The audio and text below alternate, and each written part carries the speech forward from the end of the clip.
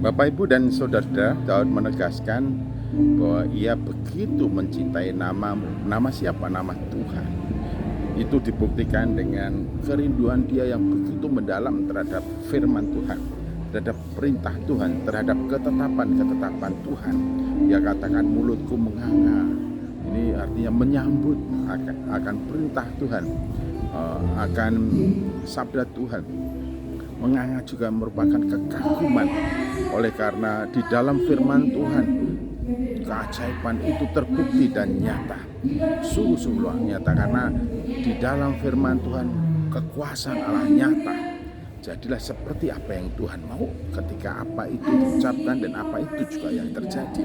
Hingga Daud menganga setiap kali menyambut, menerima akan sabda Tuhan dan suara Tuhan. Oleh karena ia begitu mencintai nama Tuhan, begitu mencintai nama Tuhan.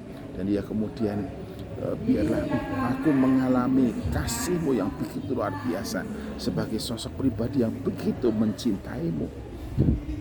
Kemudian singkapkanlah kebenaran firman-Mu, perintah-Mu, dan janji-Mu, supaya membuat langkah-langkahku menjadi teguh, tidak menggetarkan aku ketika aku menghadapi orang-orang yang jahat atau orang-orang yang berbuat jahat, supaya aku teguh berhadapan dengan orang-orang yang tidak melakukan firman-Mu, berhadapan dengan orang-orang yang meremehkan, merendahkan para hamba-Mu. Daud betul-betul mencintai nama Tuhan, dan itu diimplementasikan dengan praktek hidup sesuai dengan kebenaran firman Tuhan. Dan ia tidak ingin hidup dalam lingkungan para orang-orang yang berbuat jahat.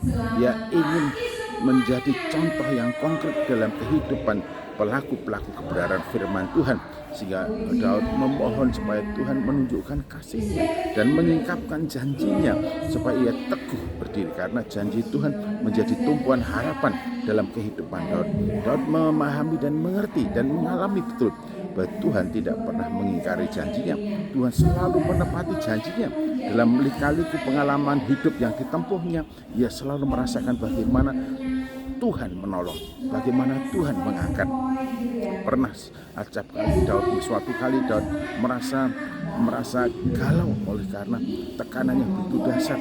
Ia menjadi buronan kerajaan, dan di mana-mana orang bersekongkol dengan penguasa untuk menekan dia. Pada waktu itu Daud merasa galau, dan lalu ia sudah berusaha untuk mencari dari mana datang pertolongannya. Ia memandang mata dari gunung ke gunung, dari lembah ke lembah untuk mencari pertolongan. Dan dalam pengalaman hidup Daud, pertolongan itu hanya dalam nama Tuhan, dari Tuhan yang tidak pernah terlelap dan tidak pernah tertidur.